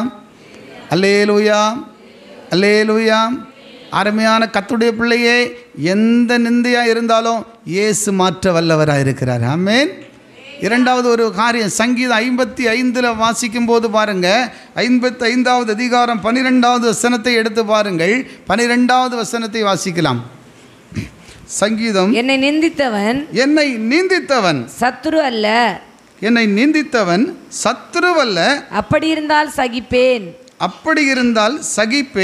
எனக்கு விரோதமாய் பெருமை பாராட்டினவன் என் பகைஞன் அல்ல, அப்படி இருந்தால் அவனுக்கு மறைந்திருப்பேன். எனக்கு சமமான மனுஷனும் என் வழிகாட்டியும் என் தோழனுமாகிய நீயே அவன். அல்லேலூயா. பாருங்க, இங்க தாவீது சொல்ற ஒரு வார்த்தையை பாருங்க. என்னை நிந்தித்தவன் யாரு? ஒரு சத்துரு நிந்திப்பான். இப்போ கோலியாத்து கூட தாவீது என்ன செஞ்சான்? நிந்தித்தான். இஸ்ரவேலை சேனையை நிந்திச்சான் இல்லையா? எல்லாரையும் கர்த்தரை நிந்திக்கிறான். அல்லேலூயா. ஆனால் அவன் வாழ்க்கையை இழந்து போயிட்டான் இல்லையா? அல்லேலூயா. அதனால தான் இந்த நிந்தனைகள், சுகஜீவிகளுடைய நிந்தனைகள். 2வது இன்னொரு நிந்தனை. எப்படிப்பட்ட நிந்தனை பாருங்க, அந்த நிந்தனை கொடிய நிந்தனை. அல்லேலூயா. நல்ல உயிர் சிநேகிதர்களாக இருப்பாங்க, உயிருக்கு உயிராக நேசிப்பாங்க, உயிருக்கு உயிராக அன்பாக இருப்பாங்க. அப்படிப்பட்டவன் என்ன தன் அப்பம் புசித்தவன் என்ன காட்டினான்? குதிகால தூக்கினானா? அதே போல் ஏசப்பாவுக்கு கூட இருந்தவனே ஏசப்பாவை என்ன செஞ்சான்? காட்டி கொடுக்கிறான். இதை போல தான் இன்னைக்கும் அருமையான கர்த்தருடைய ஜனமே, வேதம் சொல்லுகிறதே பாருங்கள், சிநேகிதர்களால் வருகிற நிந்தனைகள். அல்லேலூயா. அடுத்தவன் தூசிக்கட்டு. அன்னைக்கு ஆண்டவருடைய பிள்ளைகள் தான் ஆண்டவருடைய பிள்ளைகளுக்கு எதிரி போல இன்னைக்கு இருக்கிறாங்க. எல்லாம் தெரியும், ஆண்டவருடைய ஜனன்னு சொல்லுவாங்க. ஆனால் ஊழியக்காரங்களுக்கு விரோதமாக நிற்பாங்க, சபைகளுக்கு விரோதமாக எழும்புவாங்க. அது யாருன்னு கேட்டால் முதல் விசுவாசியாக தான் இருப்பாங்க. ஆதலால் ஏன் சொல்கிறேன், இந்த நிந்தனைகள் இதெல்லாம் இருக்கக்கூடாது. அல்லேலூயா. கர்த்தருக்காக தேவ பிள்ளையே ஒரு வைராக்கியம் உள்ள வாழ்க்கையை நீங்கள் வாழ்வீர்களானால் பெரிய ஒரு ஆசீர்வாதத்தை நீங்கள் காண போகிறீங்க. கைகளை தட்டி ஸ்தோத்திரம் பண்ணுவோம். இந்த நீங்கன்னா நீங்கள் தேவனை சார்ந்து கொள்ள வேண்டும். அல்லேலூயா. வசனம் சொல்லுகிறது, பாருங்கள், சுகஜீவிகளுடைய நிந்தனைகள். யோபுவின் புத்தகத்தில் 19வது அதிகாரத்தில் ஒரு வசனத்தை வாசித்து பாருங்கள். 3வது வசனம். அதில் யோபுவின் சிநேகிதர்கள் என்ன செய்கிறாங்க பாருங்க. 19:3 வாசிக்கலாம். இப்போது 10 தரம் என்னை நிந்தித்தார்கள். இப்போதும் 10 தரம் என்ன செஞ்சாங்களாம்? என்னை நிந்தித்தீர்கள். எப்படி? எத்தனை தரம்? 10 தரம் நிந்திச்சிருக்காங்க. யோபுவின் சிநேகிதர்கள் யாரு? அவருக்கு ஆறுதல் சொல்ல வந்தவங்க. அல்லேலூயா. சிலர் அப்படி தான், அவனை வியாதியா, பிரச்சனையா, போராட்டமாக நான் கேள்விப்பட்டேன், இங்கே இருந்துட்டு நம்மளை குத்தி இருப்பாங்க. புரியுதுங்களா? அல்லேலூயா. ஒரு தேற்ற வந்தவர்கள் இன்னைக்கு நிந்திக்கிறவர்களாய் மாறி போயிட்டார்கள். அல்லேலூயா. அதான் பாருங்கள், இதெல்லாம் சும்மா எழுதலை வேதத்தில். சுகஜீவிகளுடைய நிந்தை ஒரு பக்கம். நல்லா இருக்கிறான், நான் இன்னும் பாரு, நான் ஜெபத்துக்கே போகல, எனக்கு ஒரு பிரச்சனையும் இல்லை. அல்லேலூயா. இவர் என்ன ஊழியம் செய்கிறாரு, இவர் பார்த்தா ஜெபன்னு ஓடுறா, இந்த குடும்பம் எப்போ பார்த்தாலும் ஜெபிக்குது, ஆனாலும் பிரச்சனை நீங்கலை. சுகஜீவிகள் உன்னை நிந்திப்பாங்க. அந்த ஜனத்தின் மத்தியில் ஆண்டவர் சொல்லுகிறார், உன் நிந்தையை நான் மாற்றப் போகிறேன். கரங்களை தட்டி ஸ்தோத்திரம் பண்ணுவோம். இன்றைக்கி நீங்கள் நேசிக்கிற ஒரு கூட்டம், நீங்கள் உங்கள்கிட்ட அன்பாக இருக்கிறவங்க தான். உங்களை பார்த்தா ரொம்ப அன்பு காட்டுறாங்க, ஆனால் நீங்கள் உங்களை பின்னால் என்ன சொல்கிறாங்க? நிந்திக்கிற அனுபவத்தோடு கூட இருக்கிற மக்களாக இருக்கிறாங்க. அதுதான் பாருங்கள், யோபுவின் சிநேகிதர்கள் பொங்கடான்னா கூட போக மாட்டானு. அல்லேலூயா. யோபு சொல்கிறார், நீங்கள் போய் வாருங்கள், நீங்களாம் காரியத்துக்கு உதவாத வைத்தியர்கள், உங்கள் ஆலோசனை தேவையில்லை, நீங்கள் போயிட்டு வாங்க. ஆனால் இவங்க விட மாட்டேன்றாங்க. அல்லேலூயா. அதனால தான் இன்றைக்கும் அப்படிப்பட்ட நிந்தையான வார்த்தைகள் அநேகருடைய இருதயத்தை பிளந்து கொண்டே இருக்கிறது. ஹல்லேலூயா. ஆனால் கர்த்தர் சொல்லுகிறார், நிந்தையை நான் மாற்றப் போகிறேன். கரங்களை நல்லா தட்டி ஸ்தோத்திரம் பண்ணுவோமா? Praise the lord. அல்லேலூயா. அருமையான கர்த்தருடைய ஜனமே, சத்துருவினால் வருகிற நிந்தைகள் என்று வேதம் சொல்லுகிறது. இன்னுமா புறஜாதிகளால் வருகிற நிந்தை என்று சொல்லப்பட்டிருக்கிறது. பாவ கிரியைகளால் வருகிற நிந்தை என்று சொல்லப்பட்டிருக்கிறது. துன்மார்க்கனுடைய வாழ்க்கையில் நிந்தைகள் வரும் என்று சொல்லப்பட்டிருக்கிறது. இப்போ நம்ம ஆண்டவர் அறியாமல் எப்படியோ நடந்தால் நிந்தைகளை தான் நம்ம கொண்டு வரும். அல்லேலூயா. பாவம் செய்ய செய்ய செய்ய நிந்தை தான் நம்முடைய வாழ்க்கையில் மிஞ்சம். இன்னும் விபச்சாரக்காரனுடைய வாழ்க்கையில் நிந்தை நீங்காது என்று வேதம் சொல்லுகிறது. ஆதலால் பாவ கிரியைகளால் வருகிற நிந்தைகள், கரங்களை நல்லா தட்டி ஸ்தோத்திரம் பண்ணுவா. எந்த நிந்தையாக இருந்தாலும் இயேசுவின் இடத்துல வந்து, ஆண்டவரே என் வாழ்க்கையில் மாற்றம் வேண்டும், அல்லேலூயா, என் வாழ்க்கையில் ஒரு பெரிய மாற்றம் வேண்டும், என் நிந்தை மாற வேண்டும். ஏதோ ஒரு நிந்தை என் குடும்பத்தை வேதனைப்படுத்தி கொண்டிருக்கிறது. ஒருவேளை கோலியாத்தை போல உன்னை நிந்தித்து கொண்டு உனக்கு விரோதமாக நிற்கிற ஒரு நிந்தையாக இருக்கலாம். அல்லேலூயா. எல்லா நிந்தைகளையும் இயேசுவால் தான் மாற்ற முடியும். அல்லேலூயா. ஏன்னா அவரால் மாத்திருந்தான் முடியும். ஆமேன். இன்றைக்கி அது மட்டும் இல்லை, மனுஷர்களால் வருகிற நிந்தை மட்டும் இல்லை, சிநேகிதர்களால் வருகிற நிந்தை மட்டும் இல்லை, புறஜாதிகளால் வருகிற நிந்தை மாத்திரமல்ல. வேதம் சொல்லுகிறது பாருங்கள், இயேசுவுக்காக படுகிற நிந்தைகளும் இருக்கிறது இல்லையா? அல்லேலூயா. மற்ற 5வது அதிகாரத்தில் ஒரு வசனத்தை வாசித்து பாருங்கள். 5வது அதிகாரம் 11வது வசனம் வாசிக்கலாமா? சீக்கிரம். 5வது அதிகாரம். உங்களை நிந்தித்து, என் நிமித்தம் உங்களை நிந்தித்து துன்பப்படுத்தி பலவித தீமையான மொழிகளையும். எல்லாம் பாருங்க, இன்னைக்கு ஏசப்பாவுக்காக நிந்தைப்படுகிற அனுபவம் உண்டு இல்லையா? வீணான நிந்தைகள் இருக்குது, சுகஜீவிகளுடைய நிந்தை இருக்குது, சிநேகிதர்களால் வருகிற நிந்தைகள் இருக்கிறது. இப்போது ஆண்டவர் சொல், என் நிமித்தம் உங்களை நிந்திக்கிற நிந்தைகள் இருக்கிறது. எல்லாரும் விசுவாசத்தோடு கரங்களை நல்லா தட்டி ஸ்தோத்திரம் பண்ணுவோம். இன்னைக்கு பாருங்கள், ஊழியம் செய்கிற பிள்ளைகளுக்கு எத்தனையோ நிந்தைகள், சுவிசேஷம் சொல்லுகிறவர்களுக்கு எத்தனையோ நிந்தைகள், தேவ பிள்ளையே ஆண்டவரை தேடுகிற ஜனத்திற்கு எத்தனை நிந்தைகள். ஆனால் இந்த நிந்தை ஒரு விசேஷமான நிந்தை. எல்லாரும் கையை தட்டி ஸ்தோத்திரம் பண்ணுவோம். இந்த நிந்தை வந்தாலும் பரவாயில்லை. அல்லேலூயா. இது இயேசுவுக்காகப்படுகிற ஒரு நிந்தை. அல்லேலூயா. ஆண்டவர் சொல்ல, இதற்காக நீங்கள் என்ன செய்யணும்? அப்போது வசனம் சொல்லுகிறது, அதே அதிகாரத்தில் 44வது வசனம், 44வது வசனத்தை வாசித்து பாருங்கள். நான் உங்களுக்கு சொல்லுகிறேன், உங்கள் சத்துருக்களை சிநேகியுங்கள், உங்கள் சத்துருக்களை சிநேகியுங்கள், உங்களை சபிக்கிறவர்களை ஆசீர்வதியுங்கள், உங்களை சபிக்கிறவர்களை ஆசீர்வதியுங்கள், உங்களை பகைக்கிறவர்களுக்கு நன்மை செய்யுங்கள், உங்களை நிந்திக்கிறவர்களுக்காகவும் உங்களை துன்பப்படுத்துகிறவர்களுக்காகவும் ஜெபம் பண்ணுங்கள் என்று கர்த்தர் சொல்லுகிறார். அல்லேலூயா சொல்லுவோமா? அல்லேலூயா. பார்த்தீங்களா? அப்போ இப்படிப்பட்ட நிந்தைகள் வரும். ஆனால் இயேசுவுக்காக நிந்திக்கப்படுகிற அனுபவம் பெரிய பாக்கியம். கரங்களை நல்லா தட்டி ஸ்தோத்திரம் பண்ணுவோம். அருமையான தேவ பிள்ளைகளே, அநேக பரிசுத்தவான்கள் பவுல் எழுதும்போது இப்படி எழுதுகிறார் பாருங்க. வசனத்தில் வாசிக்கலாம். ஒரு வசனத்தை வாசிக்கும் போது கடைசியாக எபிரெயரின் புத்தகம் 13 வாசிக்கலாம். எபிரெயர் 13வது வசனத்தை நீங்கள் வாசித்து பாருங்கள். ஆகையால் நாம் அவருடைய நிந்தையை சுமந்து, நாமும் அவருடைய நிந்தையை சுமந்து பாளையத்துக்கு புறம்பே அவரிடத்திற்கு புறப்பட்டு போக கடவோம். அல்லேலூயா. நாமும் யாருடைய நிந்தையை சுமக்கிறவர்களாக இருக்கணும்? இயேசுவின் நிந்தையை. எல்லாரும் உற்சாகமாக கரங்களை தட்டி ஸ்தோத்திரம் பண்ணுவோம். அது மட்டும் இல்லை தேவ பிள்ளையே, 1 பேதுருவின் புத்தகத்தில் வாசிங்க. 4வது அதிகாரம் 14வது வசனத்தை நீங்கள் சீக்கிரமாக வாசிக்கலாம். 1 பேதுரு 4:14. நீங்கள் கிறிஸ்துவின் நாமத்து நிமித்தம் நிந்திக்கப்பட்டால் பாக்கியவான்கள். ஏனென்றால் தேவனுடைய ஆவியாகிய மகிமை உள்ள ஆவியானவர் உங்கள் மேல் தங்கி இருக்கிறார். Praise the lord. அல்லேலூயா. ஆதலால் தேவ பிள்ளைகளே, உங்கள் மேலே ஆவியானவர் இருக்கிறாரு. ஆதலால் உனக்கு நிந்தை, அவமானம், போராட்டம் எல்லாம் வருது. எத்தனை வந்தாலும் எல்லா நிந்தைகளையும் ஆண்டவர் மாற்றுவார். ஆனால் இயேசுவுக்காக படுகிற நிந்தை ஒரு பெரிய பாக்கியம். கரங்களை நல்லா தட்டி ஸ்தோத்திரம் பண்ணுவோம். ஏன்னா அவர் நமக்காக நம்முடைய நிந்தனைகளை எல்லாம் அவர் சிலுவையில் சுமந்து தீர்த்தார் இல்லையா? அல்லேலூயா. அல்லேலூயா. பாருங்கள், சங்கீத புத்தகத்தில் 69வது அதிகாரத்தில் வாசிக்கிறோம். 69:9 வாசிக்கலாமா? சீக்கிரமாக இடுங்க. 69:9 வாசிக்கலாம். சங்கீதம் உம்முடைய வீட்டை குறித்து உண்டான பக்தி வைராக்கியம் என்னை பட்சித்தது. உம்மை நிந்திக்கிறவர்களுடைய பாருங்க, உம்மை நிந்திக்கிறவர்களுடைய நிந்தனைகள் என்மேல் விழுந்தது. ஆண்டவரை நிந்திக்கிற மக்களுடைய நிந்தைகள் இப்போ யாருக்கு மேலே விழுந்தது? என் மேல்னா இயேசுவின் மேல். அது தீர்க்க தரிசனமான வார்த்தை. அல்லேலூயா, அல்லேலூயா.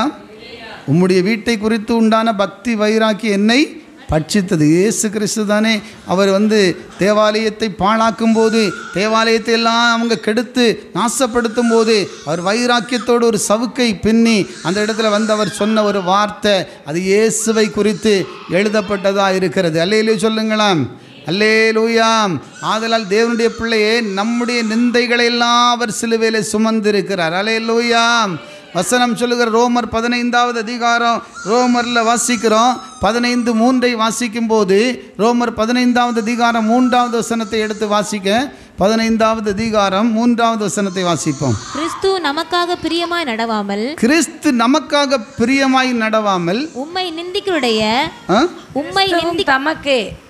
தமக்கே பிரியமாய் நடவாமல், கிறிஸ்து தமக்கே பிரியமாய் நடவாமல், உம்மை நிந்திக்கிறவர்களுடைய நிந்தனைகள் என்மேல் விழுந்தது என்று எழுதியிருக்கிறபடியே நடந்தார். இப்போ அவர் யாருடைய நிந்தையை சுமந்தார்? நம்ம எல்லாருடைய நிந்தையும் அவர் சிலுவையிலே சுமந்து விட்டார். அல்லேலூயா, ஹல்லேலூயா. அதனால தான் தேவப்பிள்ளை நிந்தையை அவர் மாற்ற முடியும். ஆமென்.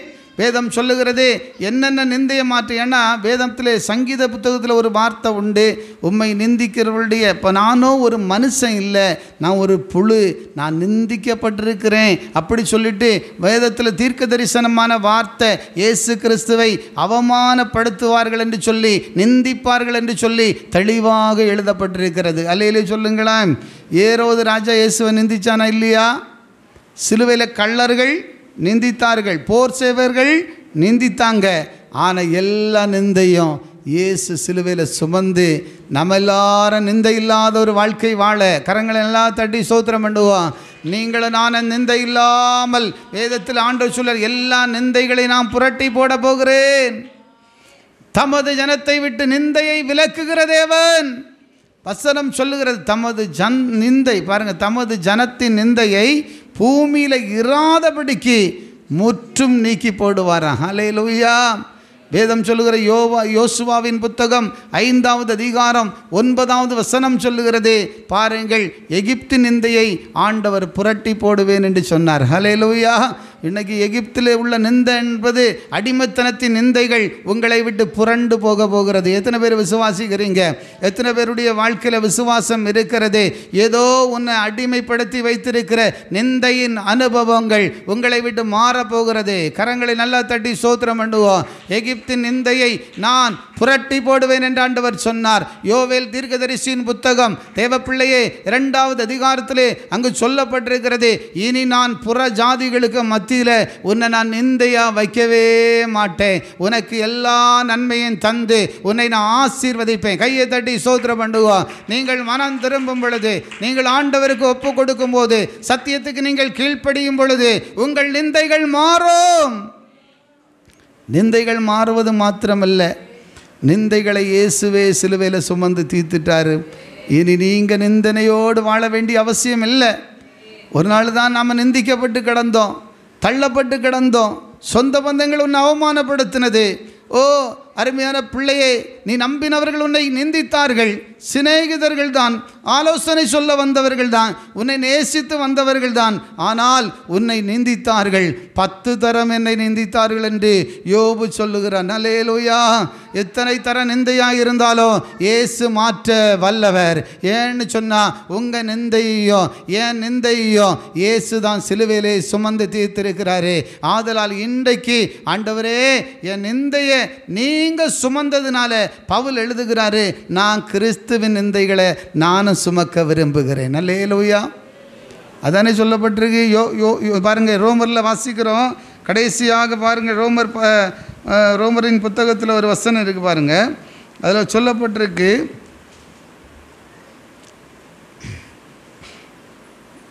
சோத்திரம், ரோமர் 15வது அதிகாரம் 3வது வசனத்தை வாசிக்கலாமா? 3வது வசனம், வாசிங்க ஒரு விஷயம். கிறிஸ்துவும் தமக்கே பிரியமாய் நடவாமல் உம்மை நிந்திக்கிறவர்களுடைய நிந்தைகள் என்மேல் விழுந்தது என்று எழுதியிருக்கிறபடியே நடந்தார். பாருங்க, கிறிஸ்து தமக்கு பிரியமாய் நடவாமல் உம்மை நிந்திக்கிறவர்களுடைய நிந்தைகள் என்மேல் விழுந்தது என்று எழுதியிருக்கிறபடியே நடந்தார். அப்போ அவருக்கு மேலே அந்த நிந்த விழான்னு சொல்லி என்ன செய்யப்பட்டிருக்கு? தெளிவாக எழுதப்பட்டிருக்கிறது, சங்கீதங்கள் எழுதப்பட்டிருக்கிறது. அல்லேலூயா. ஆமாம், அருமையான பிள்ளைகளே, ஒவ்வொரு பகுதியிலையும் இருக்கிறதே. ஆதலால் நிந்தைகளை இயேசு தான் சிலுவையில் சுமந்திருக்கிறாரு. இன்றைக்கி பாருங்கள், இயேசு மட்டும் அந்த நிந்தையை ஏற்றுக்கொள்ளாட்டா அவர் அந்த சிலுவையில் இருந்து எல்லாரையும் அழித்து போட்டிருக்கலாம். அப்படிப்பட்ட ஒரு மரணத்தை அவர் கொள்ளாமல் இருந்திருக்கலாம். ஆனால் அவர் நிந்தையை ஏற்றுக்கொண்டார், சகித்தார். இன்றைக்கு நீங்களும் இயேசுவுக்காக நிந்திக்கப்பட்டால் நீங்கள் பாக்கியவான்களாக மாற போகிறீங்க. அல்லேலூயா. அல்லாமல் நீ எந்த நிந்தை ஒன்று அவமானப்படுத்திகிட்டு இருந்தாலும் அந்த நிந்தையை கர்த்தர் இன்றைக்கு மாற்ற போகிறார். நாம் எல்லாரும் முழங்கால் படியிடுவோமா? அன்பார்ந்த தேவ பிள்ளைகளே, எல்லா தேவ சனமோ முடிந்தவர்கள் முழங்கால் படியிட்டு, வேதம் சொல்லுகிறது, ஆண்டவருடைய வாக்கு சொல்லப்பட்டிருக்கிறது, மரணத்தை ஜெயமாய் விழுங்குவார், மரணத்தை ஜெயமாய் விழுங்குவார். ஏன்னா அவர்தான் மரித்து உயிரோடு எழும்பின தேவன், அவர்தான் மரணத்தை வென்ற தேவன், அவர்தான் தேவ பிள்ளையை. மரித்தேன், சதா காலம் உயிரோடு இருக்கிறேன். இன்றைக்கி உன் வாழ்க்கையில் மரண கட்டு இருக்கலாம். எசேக்கியா மரணத்துக்கு வேதுவான வியாதியாக இருந்தது உண்மைதான். மரண கண்ணிகள் அநேகர் அகப்பட்டது உண்மைதான். அது எல்லாரையும் இயேசு உயிர்ப்பித்தது இவனுடைய வல்லமை. இன்றைக்கும் உன் மேலே இறங்கி வரப்போகிறது. வாக்கை விசுவாசித்து, இயேசுவே என் வாழ்க்கையில் இருக்கிற மரண கட்டு மாறன ஆண்டவரே. ஒருவேளை வியாதியாக இருக்கலாம், பலவீனமாக இருக்கலாம், போராட்டமாக இருக்கலாம். இன்றைக்கு இயேசுவின் நாமத்தில் மரண கண்ணிகள் தெரிபட்டு போவதாக. எல்லாரும் ஸ்தோத்திரம் பண்ணுங்க, கரங்களை தட்டி ஆண்டவருக்கு மகிமை செலுத்துங்கள். இயேசுவின் நாமத்தில் ஆண்டவரே, அநேக மரித்தவர்களை எழுப்பின அந்த வல்லமை இன்றைக்கு இயேசுவின் நாமத்தில் அப்பா, அக்கிரமத்தினால பாவத்தினால மரித்திருக்கிற உங்களை இயேசு உயிர்ப்பித்தார் என்று சொன்னபடி இயேசுவின் நாமத்தில் அந்த உயிர்ப்பின் வல்லமை ஒவ்வொரு மீது இறங்கி வரட்டும். மரணம் ஜெயமாய் விழுங்கப்படுவதாக, மரணத்தின் கிரியைகள் அழிக்கப்படுவதாக, பாதாள கட்டுகள் ஒழிக்கப்படுவதாக, இயேசுவின் நாமத்தில் ஜெயம் உண்டாவதாக. இரண்டாவது ஆண்டவர் சொன்னார், கண்ணீரை துடைப்பேன், கண்ணீரை துடைப்பேன் என்று சொன்ன ஆண்டவர். எசேக்கியா அழுத போது அவன் கண்ணீரை துடைத்த ஆண்டவர். அநேக தேவ பிள்ளைகள் அழுதார்கள், தாவீது அழுதான், அநேக பரிசுத்தவான்கள் அழுதார்கள். அவர்களுடைய புலம்பலை ஆனந்த களிப்பாய் மாற பண்ணின தேவன் உன் கண்ணீரை துடைத்து உனக்கு ஒரு பெரிய மாற்றம் தரப்போகிறார். வெளிப்படுத்தலில் சொல்லப்பட்டது போல கண்ணீர் யாவையும் தேவன் துடைப்பார். உன் கண்ணீரை கர்த்தர் துடைப்பார். கண்ணீரை காண்கின்ற தேவன், கண்ணீரை கணக்கில் வைக்கிற தேவன், கண்ணீர் வடிக்கிற தேவன் கட்டாயமாய் உன்முகத்தில் உள்ள கண்ணீரை இன்றைக்கு அவருடைய கரம் துடைக்க வாஞ்சிக்கிறதே. இன்றைக்கு இயேசுவே, என் கண்ணீரை துடைக்கிற உம்முடைய கரத்தின் வல்லமை இறங்கி வருவதாக. இயேசுவின் நாமத்தில் ஓலா ராபா ரிகாபா ஒவ்வொரு முகத்தின் கண்ணீர்கள் துடைக்கப்படுவதாக. அப்படிப்பட்ட ஆசீர்வாதத்தை ஊற்றுகிறதற்காக ஸ்தோத்திரம். மூன்றாவது, தமது ஜனத்தின் நிந்தைகள் மாறட்டாண்டவரே. எகிப்தின் நிந்தைகள் மாறட்டும், புறஜாதிகளால் வருகிற நிந்தைகள் மாறுவதாக. சிநேகிதர்களால் ஆண்டவரே, பிராண சிநேகிதர்களால் வருகிற நிந்தைகள் அவமானங்கள் மாறுவதாக. ஆண்டவரே, எல்லா மக்களாலும் இன்றைக்கு உலகத்தில் என்னென்ன நிந்த தேவ பிள்ளைகளை சூழ்ந்து கொண்டிருக்கிறதோ அந்த நிந்தைகள் மாறுவதாக. அந்த நிந்தையை நீங்கள் சிலுவையில் சுமந்துட்டீங்கப்பா. ஏன் நிந்தையெல்லாம் நீங்கள் சுமந்து தீர்த்துட்டீங்க ஆண்டவரே. நான் விசுவாசிக்கிறேன் என்று சொல்லுகிறவர்களுடைய வாழ்க்கையில் இன்றைக்கு இயேசுவின் நாமத்தில் நிந்தை மாறுகிறது, நிந்தையின் அனுபவம் மாறுகிறது. தேவச்சனமே, நிந்தையை புரட்டி போடுவேன் என்று சொன்ன ஆண்டவர், இனி நான் புறஜாதிகளுக்கு நிந்தையா வைக்க மாட்டேன். உனக்கு தானியத்தை நான் கொடுப்பேன், ஆசீர்வாதத்தை கொடுப்பேன், உனக்கு எல்லா நன்மையினாலும் உன்னை நிரப்புவேன். நீ இழந்து போன நன்மை உனக்கு வரப்போகிறது. கரங்களை தட்டி கர்த்தரை ஸ்தோத்திரம் பண்ணுங்கள். ஹல்லேலூயா, ஹல்லேலூயா. கடைசியாக உனக்காக இயேசு நிந்திக்கப்பட்டார், இயேசு நிந்தையை சுமந்தார், இயேசு உனக்காக அவமானப்படுத்தப்பட்டார். அவரை நீ விசுவாசித்து அவருக்கு சாட்சாக அவருடைய நிந்தையை சுமக்க என்னை நான் ஒப்பு கொடுக்கிற ஆண்டவரே, உங்கள் நெந்தையை சுமக்கணும், பாடுகளை சுமக்கணும், ஊழியம் செய்யணும், தேவ சித்தம் செய்யணும், எனக்கு உதவி செய்யும் என்று சொல்லுகிற தேவ ஜனத்தை கர்த்தர் ஆசீர்வதிக்கிறார். கரங்களை நல்லா தட்டி தேவனுக்கு நன்றி சொல்லுவோம்மா. கர்த்தருடைய கரத்தின் வல்லமை ஒவ்வொருவரையும் தொடுவதாக, ஒவ்வொருவரையும் ஆசீர்வதிப்பீராக, ஒவ்வொருவரையும் பலப்படுத்துவீராக, ஒவ்வொருடைய கண்ணீர்களை துடைப்பீராக. கர்த்தர் அப்படி செய்கிறதற்காக உமக்கு நன்றி செலுத்துகிறோம் ஆண்டவரே. அப்பா, நீங்கள் செய்து விட்டதற்காக நன்றி செலுத்துகிறோம். எல்லா துதிகன மகிமை உமக்கு ஒருவருக்கே நாங்கள் செலுத்துகிறோம். அருமை இரட்சகர் மீட்பர் இயேசுவின் நாமத்தில் ஜெபிக்கிறேன் நல்ல பிதாவே, ஆமென். என் ஆத்துமாவே கர்த்தரை ஸ்தோத்திரி, என் ஆத்துமாவே கர்த்தரை ஸ்தோத்திரி. கர்த்தர் செய்த சகல உபகாரங்களையும் மறவாதே. ஆமென். நம்முடைய கர்த்தராகிய இயேசு கிறிஸ்துவினுடைய கிருபையும் பிதாவாகிய தேவனுடைய அன்பும் பரிசுத்த ஆவியின் அந்யோன்ய ஐக்கியமும் இன்றும் என்றும் சதா காலங்களிலும் நம் அனைவரோடு இருப்பதாக. ஆமென். அல்லேலூயா. கர்த்தர் உங்களை ஆசீர்வதிப்பார். சமாதானத்துடனே போய் வாருங்கள்.